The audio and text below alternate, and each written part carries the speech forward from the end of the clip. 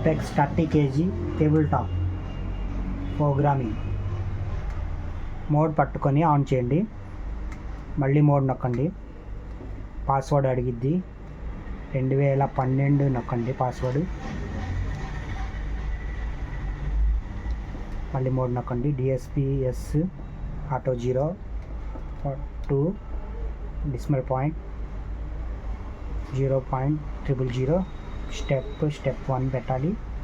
LD 5 పెట్టుకోవాలండి. 30 kg కాబట్టి 30 kg. Done.